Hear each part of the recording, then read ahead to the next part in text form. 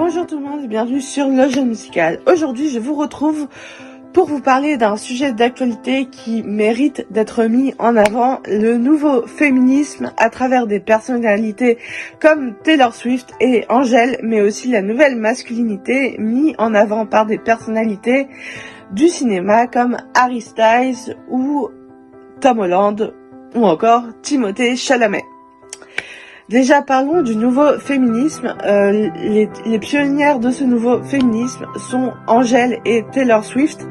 Taylor Swift bien avant Angèle, si vous voulez mon avis, puisque en 2015, Taylor Swift sort son clip Bad Blood avec Selena Gomez et clairement dans ce clip, le premier plan qu'on voit, c'est qu'elles se battent contre les hommes et elles veulent gagner jusqu'au moment où le personnage de Selena Gomez trahit celui de Taylor Swift et Taylor Swift va devoir rassembler une armée de stars pour la battre et ce ne sont que des stars féminines. C'est un clip assez novateur pour l'époque, sachant que c'est sorti en 2015 et qu'à l'époque, il n'y avait pas encore MeToo, on parlait pas encore de nouveau féminisme, rien de tout ça s'était encore passé, il n'y avait pas encore l'affaire Weinstein qui a bousculé les codes à Hollywood. Donc déjà Taylor Swift, elle était novateur dans son style et rien que pour elle, pour l'image de l'artiste, ça casse un peu les codes puisque au début on la connaît surtout pour être la petite princesse qui attend son prince charmant. On la connaît beaucoup pour Love Story ou encore un autre morceau très culte comme You Belong With Me.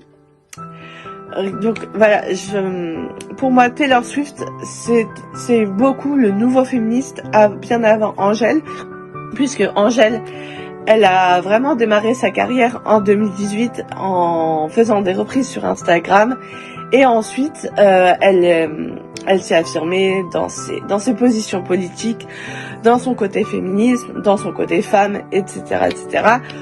Et vraiment, ce sont deux personnalités qui méritent qu'on les mette en avant et qui, pour moi, portent le message du nouveau féministe. Et d'ailleurs, Taylor Swift continue sur sa lancée puisque dans un de ses derniers clips, le clip de la chanson The Man, elle tient un discours très girl power et elle joue le rôle de l'homme. Avec des femmes comme Taylor Swift ou Angèle, elles rendent le féminisme sexy et accessible en fait. Parce que maintenant tout le monde peut s'y intéresser, tout le monde peut y avoir accès et ça c'est cool. Du côté des hommes, donc pour la nouvelle masculinité, on a Harry Styles, Timothée Chalamet et je vais rapidement vous faire un topo de Timothée Chalamet. Timothée Chalamet n'incarne pas un acteur aux muscles énormes comme ça a été le cas avec Leonardo DiCaprio ou encore Brad Pitt qu'on a pu voir dans des films avec torse nu sur la moto avec une carrure impressionnante qui jouait vraiment des bad boys à en faire saliver plus d'une. Non, Timothée Chalamet, il n'a pas de muscles mais par contre il a une gueule d'ange et il a quelque chose d'unique, il a un regard, il a du talent, il a du charme et avec lui dans des productions hollywoodiennes comme Dune, en fait il rend la gentillesse et la bienveillance sexy et ça croyez-moi on en a besoin.